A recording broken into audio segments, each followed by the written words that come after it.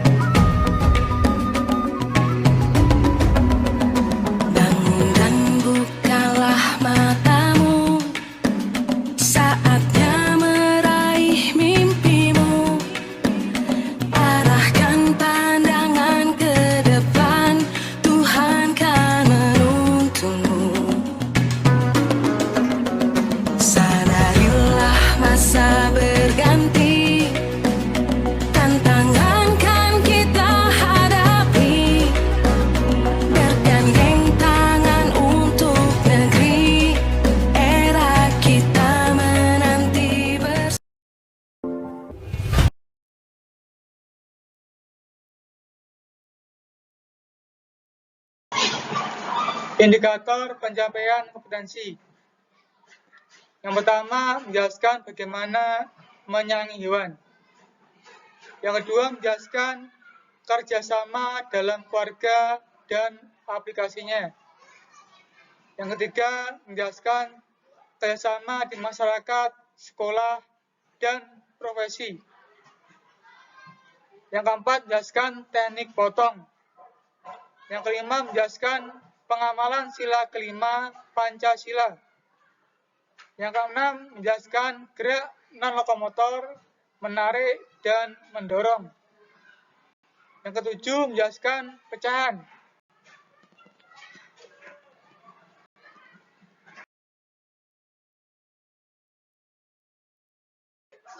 Menyayangi hewan. Anak-anak, hewan memiliki manfaat yang banyak bagi manusia.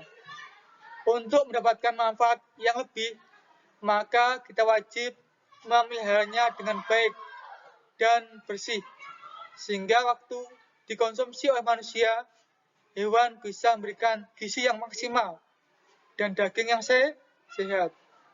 Hal yang perlu diperhatikan dalam memelihara hewan. Yang pertama, perlu kita memberi makan secara teratur yang bergizi, ya, dan minuman yang bersih. Yang kedua, kita juga perlu memberi nutrisi untuk menjamin kesehatan hewan yang kita pelihara dan obat-obatan jika terkena penyakit. Yang ketiga, kita perlu menjaga lingkungan kandang yang bersih dan terjaga kondisinya.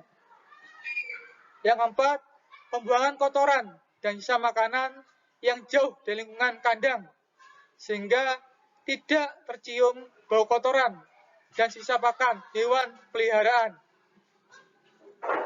Anak-anak, diantaranya kalau kita perhatikan dalam merawat kelinci. Yang pertama, kalau kita memelihara kelinci ya, pertama kita harus memilih kelinci yang berumur cukup untuk dipelihara. Biasanya berumur 2 bulan. Yang kedua, siapkan kandang untuk tempat tinggal kelinci. Yang ketiga, kandang kelinci sebaiknya dibuat sesuai dengan ukuran badan kelinci. Yang keempat, bahan kandang sebaiknya terbuat dari kayu. Yang kelima, kandang diberi alas jerami agar mudah dibersihkan. Yang keenam, kandang dibersihkan setiap 2 hari sekali.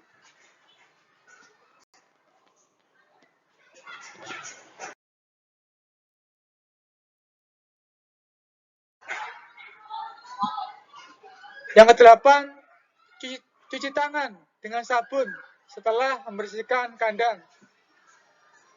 Yang 9, jaga kandang agar tidak lembab atau basah. Yang 10, sediakan air minum dalam wadah. Ganti air minum kelinci setiap hari. Yang 11, beri makan dan minuman secara rutin. Yang 12, mandikan kelinci jika badannya kotor sekali. Yang 13, pergunaan air hangat untuk memandikan kelinci. Ya, jadi itu cara merawat kelinci.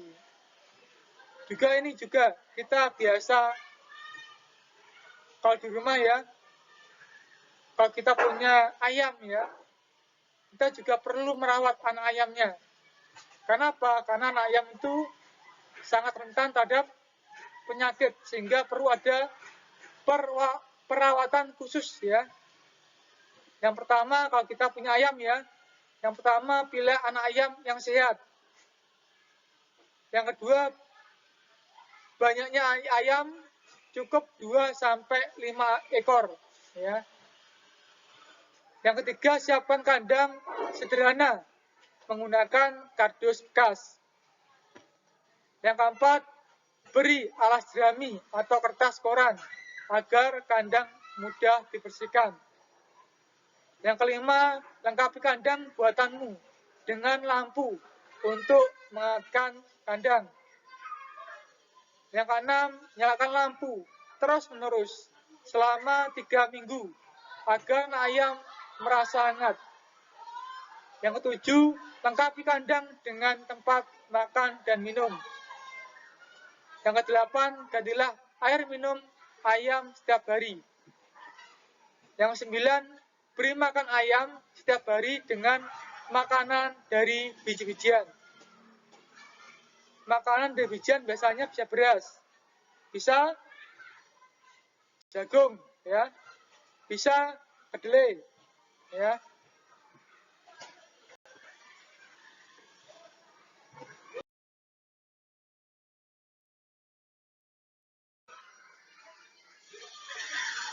Ya, anak, kalau kita perhatikan dalam rumah tangga ya, pasti kita dapati adalah suatu kerjasama.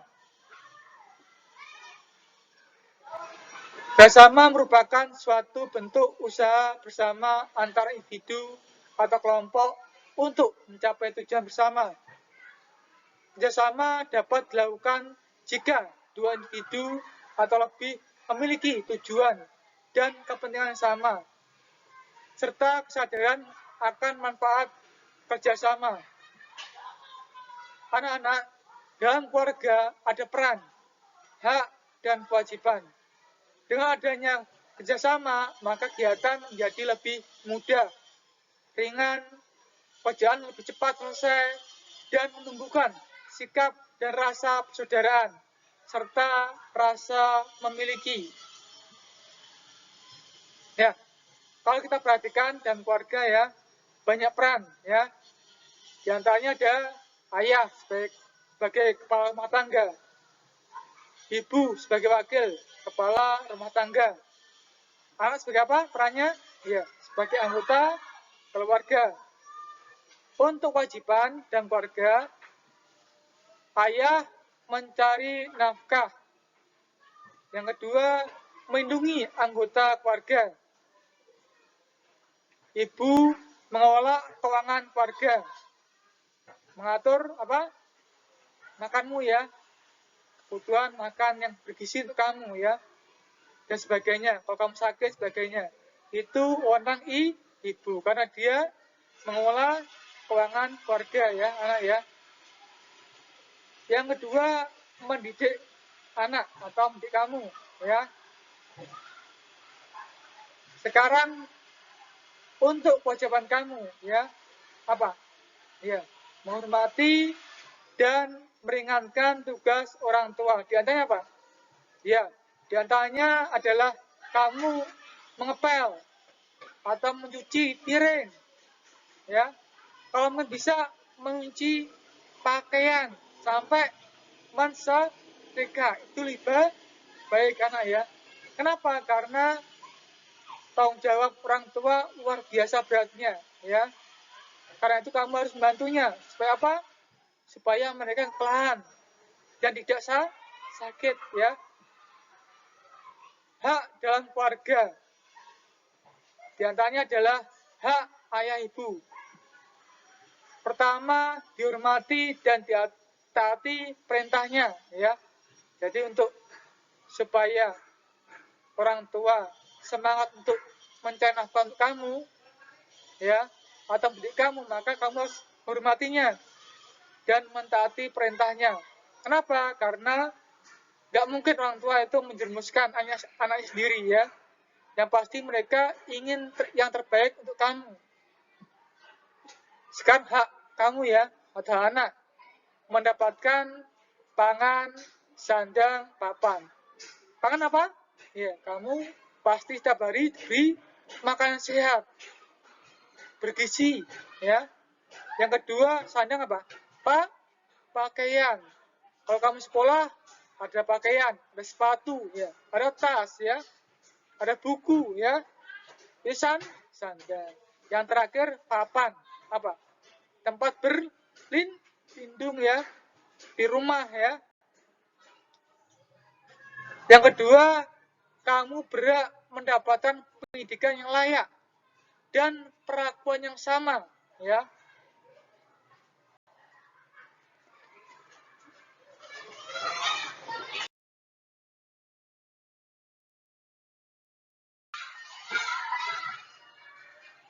Nah ini, anak, aplikasi kerjasama dalam keluarga Dayu, ya.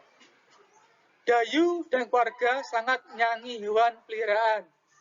Semua berbagi tugas untuk merawat hewan peliharaan. Ibu bertugas membeli makanan kelinci. Jadi keluarga Dayu itu suka ke kelinci. Karena itu dia memelihara kelinci. Yang pertama, ibunya tugas apa? Membeli makan kelinci, membelikan makanan, ya.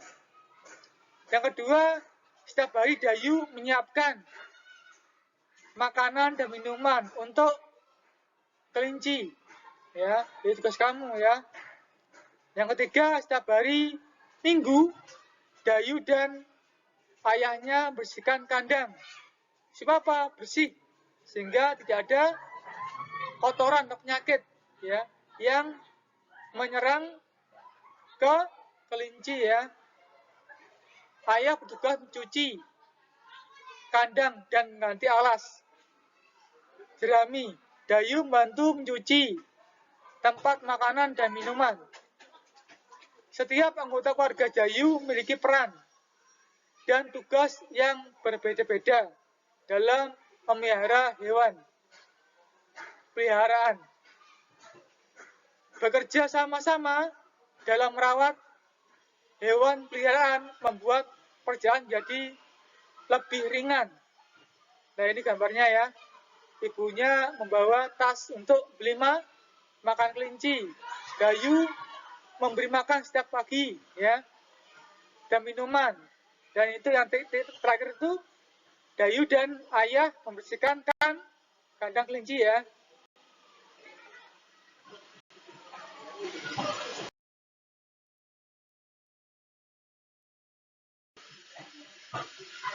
Anak-anak bekerjasama bukan saja di rumah tangga, tetapi juga di sekolah dan masyarakat. Dalam masyarakat ada banyak peran, diantaranya pada struktur masyarakat, yaitu ada Pak RT atau RT, RW, pamong desa, dan lurah. Semua bekerjasama untuk kebersihan, keamanan, dan rasa nyaman bagi siapa? Seluruh anggota masyarakat, ya. Termasuk juga di sekolah, anak, ya. Di sekolah juga ada kerjasama yang sangat diperlukan, ya. Karena dalam kerjasama itu pasti ada peran, ya. Di antaranya, ya, dalam desain kelas, dengan adanya piket kelas, sehingga siswa punya rasa memiliki dengan bergilir membersihkan kelas. Karena kita makhluk sosial, anak, ya, yang hidupnya selalu membutuhkan orang lain. Maka untuk mewujudkan semua tujuan kita perlu adanya kerjasama.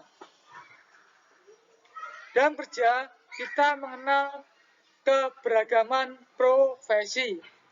Profesi berhubungan dengan bidang atau pekerjaan tertentu, anak, ya. Profesi lebih khusus berhubungan dengan keahlian. Contohnya, profesi menuntut adanya tanggung jawab dalam melaksanakan tugasnya.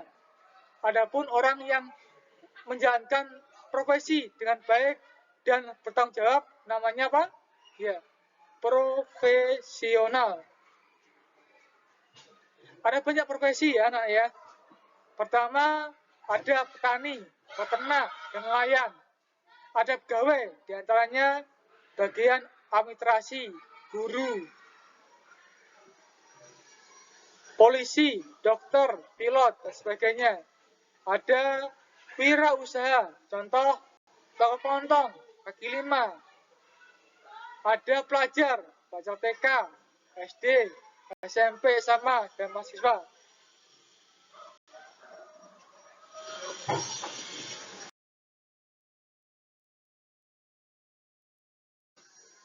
Anak-anak, sekarang kita bahas mengenai teknik potong.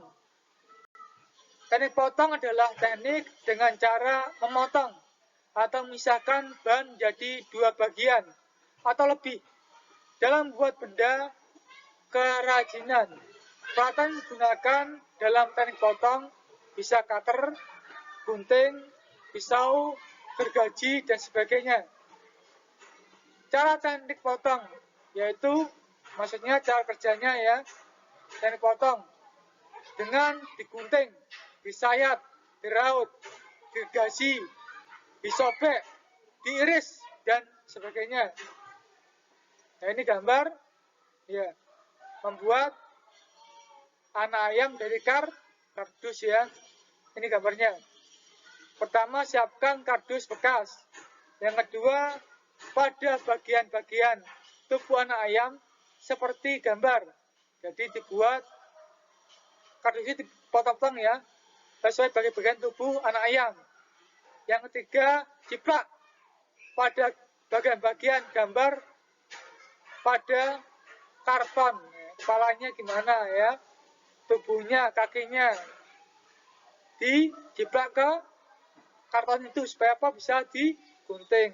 Yang ketiga ini, gunting pola-pola bagian tubuh anak ayam. Nah, ini, ya. Selanjutnya, tempelkan kedua kardus bagian kaki dan kepala pada tubuh anak ayam. Gambarkan mata dan mulut ayam. Tempelkan bulu ayam atau kapas pada gambar tubuh anak ayam. Yang terakhir, tempelkan stik atau kayu pada gambar anak ayam. Nah, ini, ya.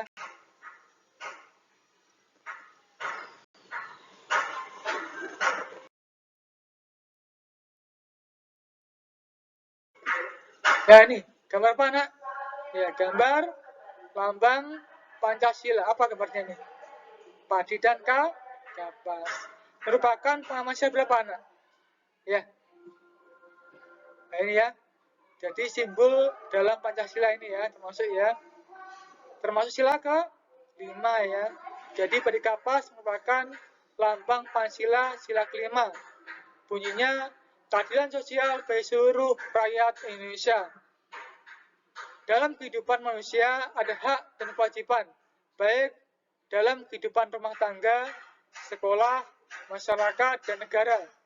Sikap menjaga keseimbangan antara hak kewajiban merupakan pengamalan sila ke-5. Anak-anak, dalam menjaga keseimbangan hak dan kewajiban yang merupakan pengaman sila kelima, juga yang lainnya bisa berupa mengembangkan perbuatan yang luhur, yang mencerminkan sikap dan suasana kekeluargaan dan gotong royong. Yang kedua, mengembangkan sikap adil terhadap sesama. Yang ketiga, menjaga keseimbangan antara hak dan kewajiban. Yang keempat, menghormati hak orang lain. Yang kelima, suka memberi pertolongan kepada orang lain agar dapat berdiri sendiri. Yang keenam, tidak menggunakan hak milik untuk usaha yang bersifat memeras terhadap orang lain. Yang ketujuh, tidak menggunakan hak milik untuk hal yang bersifat pemborosan dan gaya hidup mewah. Yang kedelapan, tidak menggunakan hak milik untuk bertentangan dengan atau merugikan kepentingan orang banyak. Yang kesembilan, suka bekerja keras. Yang ke-10, suka menghargai hasil karya orang lain yang bermanfaat bagi kemajuan dan kesejahteraan. Yang ke-11, suka melakukan kegiatan dalam rangka mewujudkan kemajuan yang merata dan berkeadilan. Itu merupakan bagian dari sila ke-5 setelah menjaga keseimbangan hak dan kewajiban ya.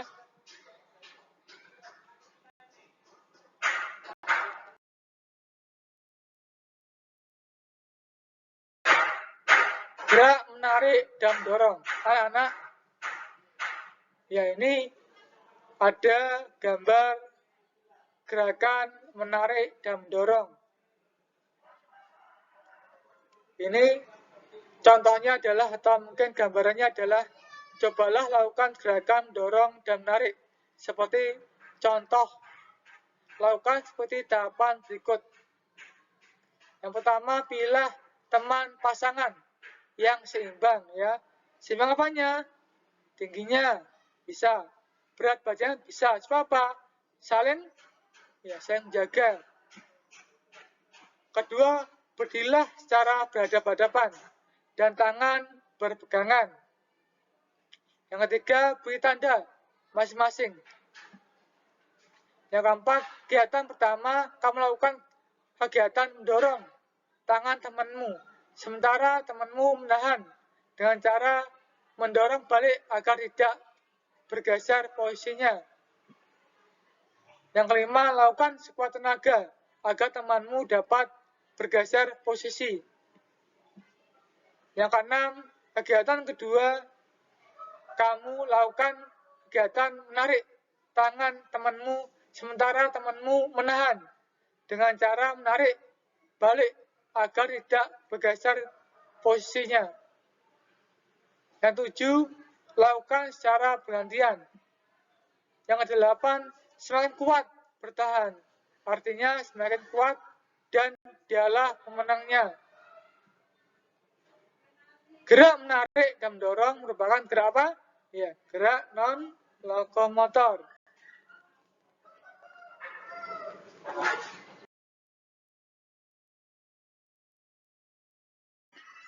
Matematika.